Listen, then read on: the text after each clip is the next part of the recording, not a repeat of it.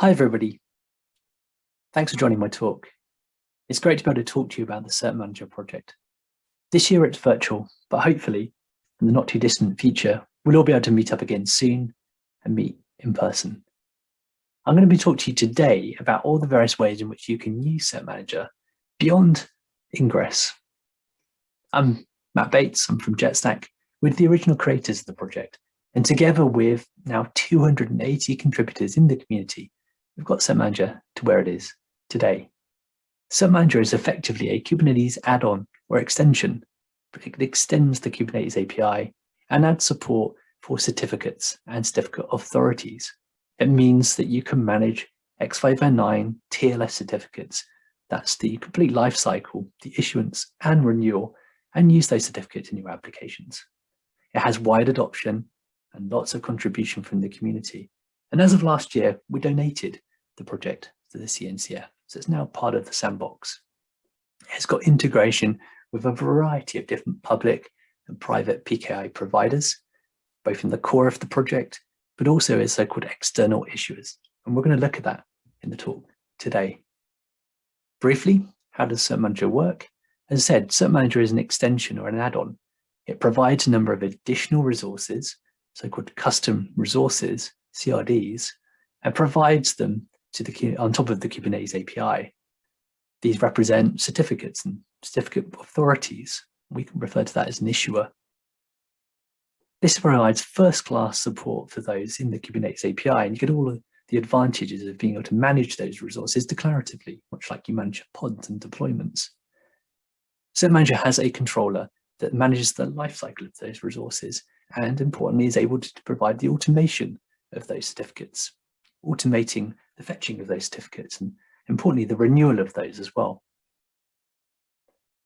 Cert Manager is most commonly used to secure ingresses, and you can see here it's really quick and easy to add a TLS certificate to an ingress, simply by adding, in this case, the annotation, which references where you want the certificate to be obtained from. So in this case, it references the Let's Encrypt staging issuer that I have in my cluster. And it also requires you to specify the secret name there as well. So the secret will store the certificate that's obtained from Let's Encrypt in my ingress cert. Really, really simple. How does this work under the hood? Well, Cert Manager watches for ingresses using its ingress shim component as part of the Cert Manager controller, and it's then able to create a certificate, which is backed by a point-in-time certificate request, which encodes the certificate signing request, which it then submits to your CA of choice. So in my particular case, it was the Let's Encrypt staging endpoint, and that's the point at which Cert Manager is able to automate the ACME flow. There's additional resources that you can see there, the order and the challenge, but effectively all of that is automated for you. And it results in a signed certificate from the certificate authority, which is placed into a secret and then consumed by your application. In the case of an ingress, of course, that's most likely to be an ingress controller, something like Nginx, for instance. And it's then able to serve your application securely. You can also use these resources more directly. So the ingress shim automatically provides that automation just based on some annotations that you add to the resource. But you can indeed tap into the resources that Cert Manager provides, that is that of the certificate and the certificate request. So the certificate effectively is the more human readable, if you like, representation of the certificate. And that's the one that you can see and use the API for, indeed use the shell. The certificate request is like a point-in-time request that's made for an X.509 certificate from an issuer. And this is typically consumed by, as I said here, by controllers or other systems. You see the Cert Manager controller there is responsible for reconciliating those certificate and certificate request resources. But of course, there are lots of other certificates to manage in Kubernetes. It's not just the ingress certificates. There are many certificates across a cluster, typically, that you may wish to automate using Cert Manager. And I've just highlighted some of these, and we're going to talk about a number of these different use cases in this talk.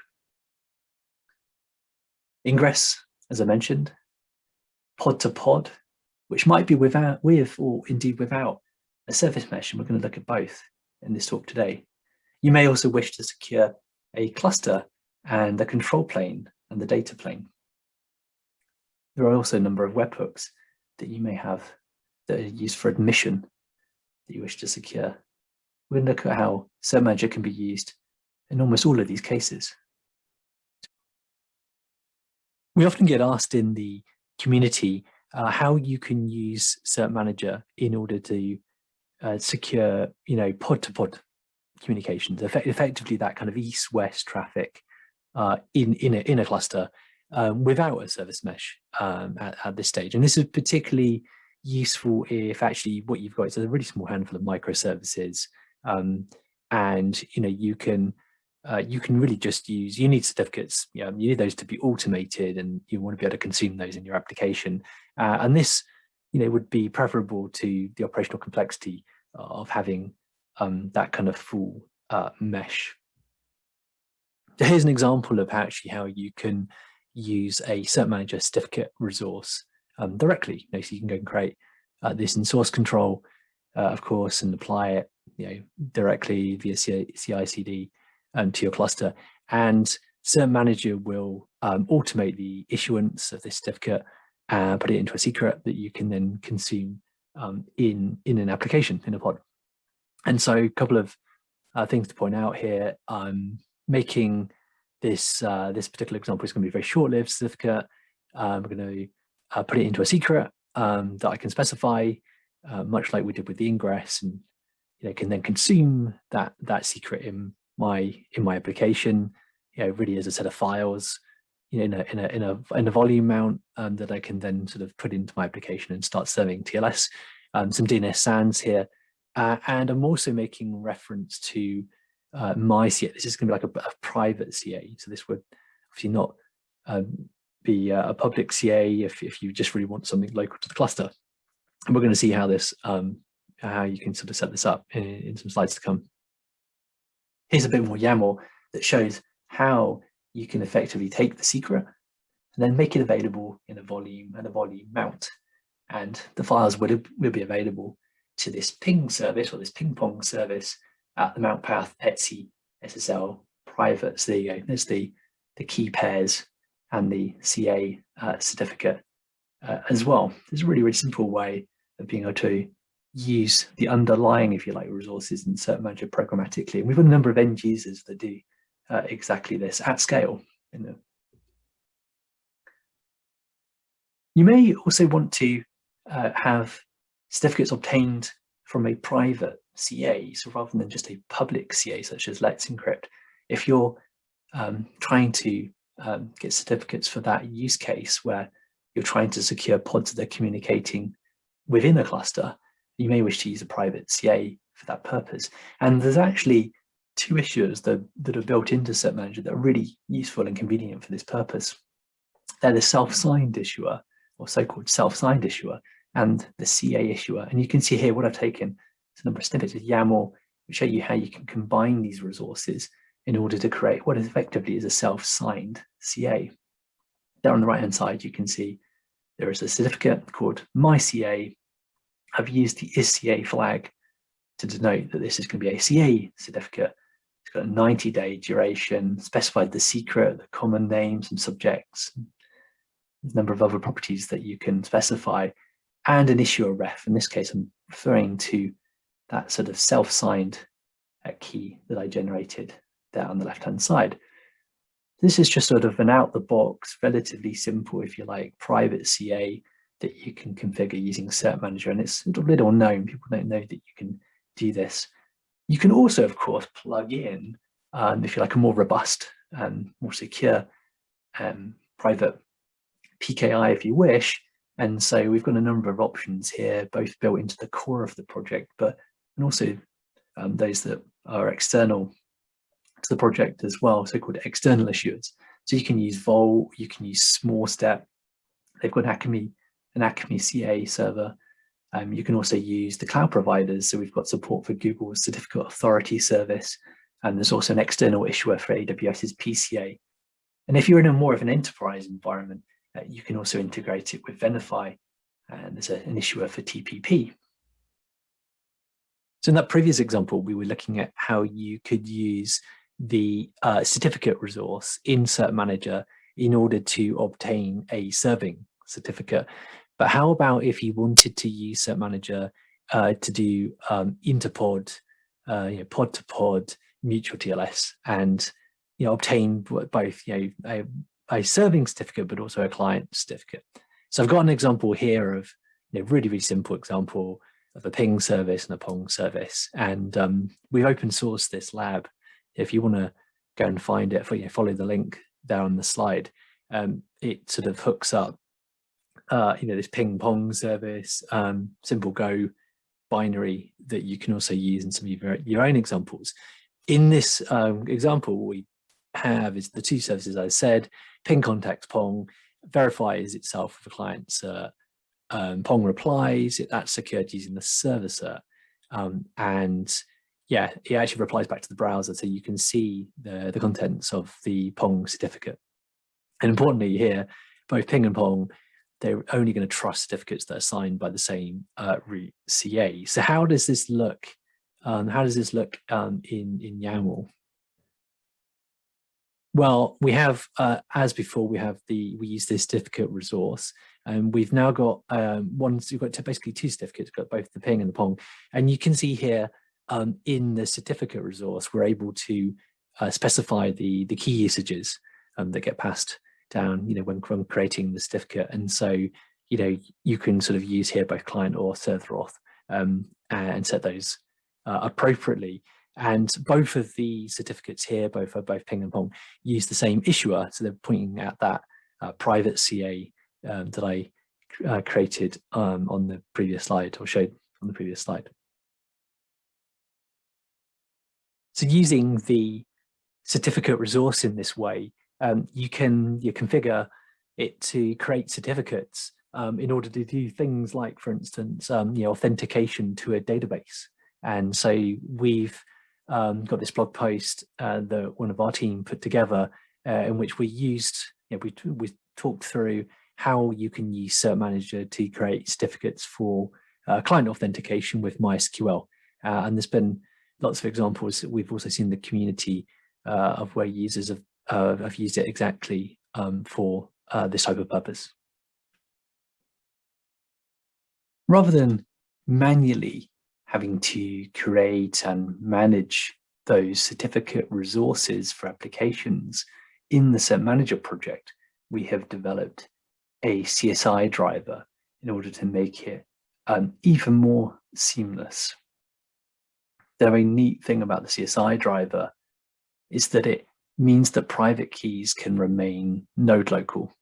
So rather than being put into a Kubernetes secret, as is the case with some of the integrations that we've already seen, in this particular case, you can keep the private key to the node where it's generated by the CSI driver.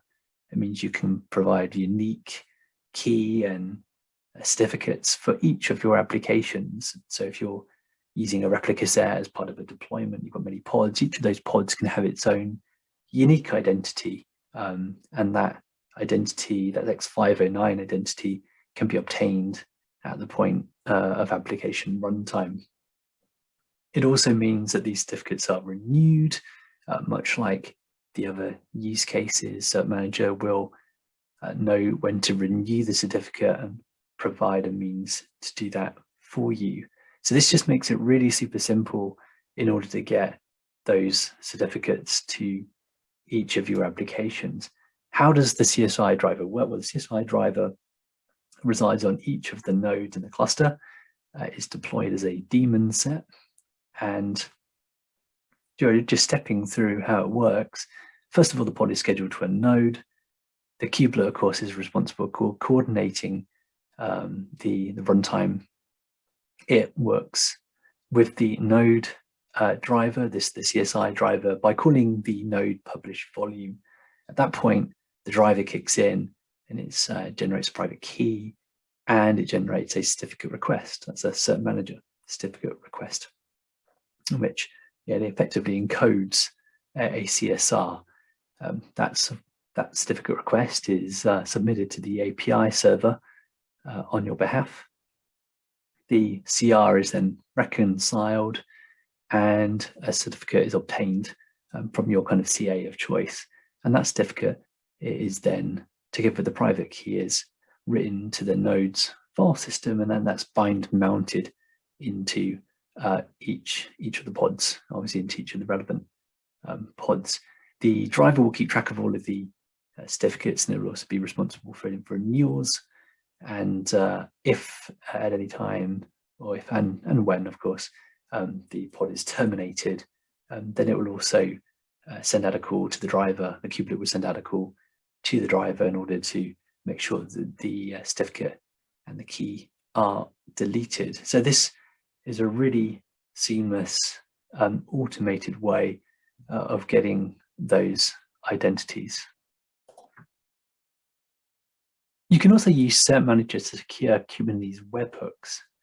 And webhooks are used for a sort of dynamic admission control, used for a variety of purposes, for instance, mutating resources or validating resources as they are admitted to the API server, and typically used, for instance, for applying default values or enforcing policy using the likes of OPA, Kubernetes, and also for ensuring that the resources that are submitted are semantically valid. And in fact, cert-manager uses this itself. You'll notice there's a component called the cert-manager webhook that does exactly this. Now, if you're using this as an extension point, you'll want to be sure that when you are submitting these resources from the API server to those webhooks, that it's secure, and that also you can be sure of the destination, to make sure that nothing nefarious is happening with it being mutated or validated in a way that you would not expect. So you can use cert-manager in order to secure those endpoints and secure those, provide the means, provide the certificates for those endpoints. And there's a couple of annotations, or few annotations, shall I say, where you can do this. One is inject CA from, cert-manager IO, inject CA from, you can reference a certificate. And you can also inject it from a secret, and you can also inject the API server CA certificate as well. This uses a component in cert-manager called the CA injector. It's responsible for watching in on these annotations and then providing the means to be able to automate it for you. One example of where this is used is in cluster API. So this is an example of a command that I ran recently when spinning up a local cluster API cluster. You're using cluster CTL, as you can see. And one of the very first things that it does, it fetches the various different providers, and then it installs cert-manager. And that might look a little curious but if you dig a little bit deeper, once the cluster API is up and working, and you run kubectl get certificates, and specifically you look in the CAPI webhook system namespace, you will see there are a number of certificates that are used as serving certificates for those webhooks.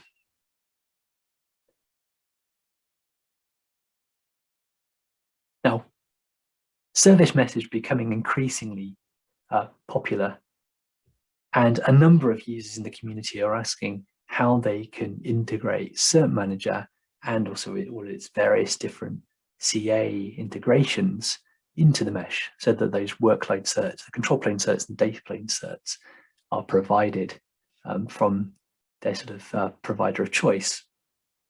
Now, if you think of what service mesh provides, it's a really, really rich capability to have consistent observability, security, and sort of various reliability features that are built into the platform. So rather than the developers having to build this themselves, it's transparent and it's provided for them. And this can be, highly convenient. Rather than services contacting each other directly, I've got an example here of service A and service B. These microservices or services communicate via a proxy, and the proxy can be dynamically programmed based on resources that reside in the control plane. And so what's great about this is that you can provide all of that capability in the proxy rather than having to be implemented in the application itself. And quite often, most of these meshes, so most of which are based, of course, on Envoy, have the ability to automatically provide mTLS between proxies in the mesh. So you get effectively transparent mTLS between all of your services, which is highly convenient. A number of service meshes out there in the open source have integrations with cert-manager. So Linkerd, of course, a service mesh that's in the CNCF, has had the ability to integrate cert-manager for some time. You can provide it a trust anchor and an issuer certificate and private key, and these can all be automated using cert-manager. And thereafter, Linkerd has a component built into it responsible for effectively automating the provisioning of the leaf certificates and the renewal of those leaf certificates with relatively short lifetimes.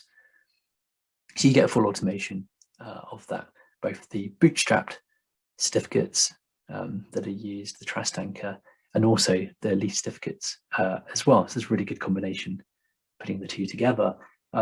Istio has had the ability to plug in custom CA certificates into its Citadel for some time.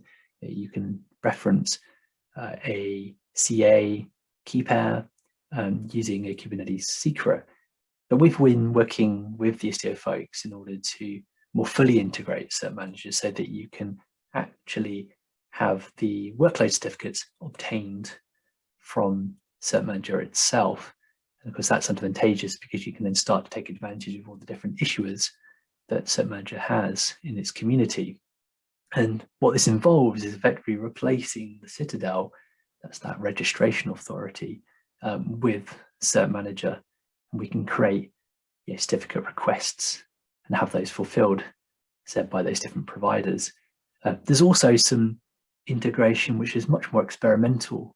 It's been more recently released that enables Istio to use the Kubernetes certificates API. And we're working with them on that integration as well. And finally, the third example I have here is the OpenServiceMesh project, OSM.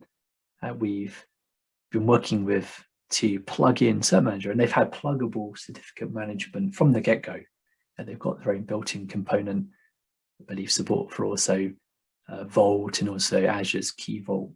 But yeah, if you want to use cert-manager, there is an integration there and enables you to plug it in, and that component will be responsible for creating and managing certificate requests for the workloads that run within the mesh. So a variety of different integrations there that enable you to plug into cert-manager, and in turn, of course, all of its integrations that it has with different issuers, be it those that are built into the core of the project, but also those that are external to the project as well.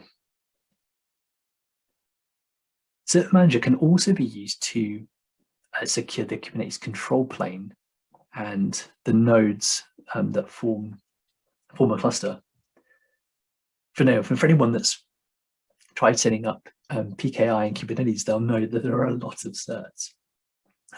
Client certs, server certs of all different flavors. And it can get quite complex trying to manage this. I know from doing this in the very early days of provisioning a Kubernetes cluster. Well, now things have changed. We can use the magic that is kubeadm or kubeadm. It's here to the rescue, really. It provides auto-generated, auto-renewed control plane certs. By default, this uses like a self-signed certificate. So if you're happy to accept that it's not rooted, if you like, in your existing chain of trust, then you can really just use this sort of as is. But if you're in an enterprise where you need those certificates to be rooted in some kind of existing PKI system, then there are a couple of ways of doing this. At least one way is using the external CA mode. This enables kubeadm basically to generate the private keys and then generate the CSRs, and then let you fulfill effectively the certificate signing requests yourself. And so we've built a JetStack and integration between kubeadm and Venafi just to demonstrate that you can use this. And since we actually did this command cert generate CSR has actually gone GA. So how about provisioning of certificates for the Kubernetes nodes? On the previous slide, we saw how you can use kubeadm to provision certificates for the control plane, and how you can customize that and use an external CA provided certificates. But how about the nodes themselves? Well, kubeadm uses the Kubernetes Certificates API, and that's actually been built into Kubernetes for some time. It's only recently, I think 1.18, that kind of GA'd. So there's now like a V1 of that API. So through a process of bootstrap, the kubelet makes a certificate signing request. Like that's this resource here to the API server, and that certificate signing request, as you can see here on the slide, has a signer name, and that's now a required field as of V1. And those signers are actually built into the kube controller managers. That one there, the kube API server client kubelet signer, that's built into the controller manager, and that will automatically basically approve the signing of those certificates. But you can also configure it, in fact, to sort of have like a manual approval that you may want to provide using something like kubectl. So having a signer name means that you can plug in also other signing mechanisms in that, and in the cert-manager project, we've actually worked on some experimental signers. You can see a link to a couple of them there. One is the signer CA, so it's effectively like a local CA, and also an integration with Venafi using its kind of open source vcert library. In the next release of Cert Manager, we're actually going to be adding support, or the next releases, should I say, we're going to be adding support for the Kubernetes Certificates API. So that means you'll actually be able to use all the various Cert Manager issuers in order to sign a certificate signing request just like this. And that'll open open the project up to being able to support, kind of many more use cases. So we'll support the certificate request that's built into the project, and certificate signing request that's in the core of the project, core of the open source Kubernetes project. And over time, we'll look to sort of more fully embrace that core type in the project. So to summarize, there's lots of ways in which you can use Cert Manager beyond Ingress. There are many use cases that stretch far and wide, really across the ecosystem, and you can use it for lots of different types of workloads, including even the cluster itself. So you can use the certificate and certificate request resources directly, programmatically. You can use the CSI driver if you want to be able to have pretty seamless pod identities created and have those renewed, and importantly have the private key remain node local. You can also integrate Cert Manager with a variety of different service meshes. We've got integration today with Linkerd, Istio, and OpenServiceMesh, and more to come. The webhooks, and also the control plane and node certificates as well. As said, in 1.3, or as of 1.3, we'll be supporting the Kubernetes Certificates API. And we're looking for many more use cases. So if you have some ideas or you want to getting involved, please come and join us. Cert Manager Dev, Cert Manager Slack channels. Come and join us. And we're always really willing to hear of new ideas, feedback, and also have contributors come and join us.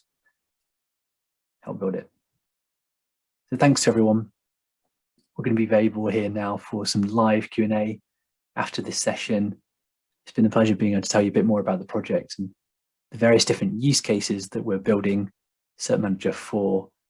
Look forward to your questions. Stay safe, everyone. Thanks. Bye-bye.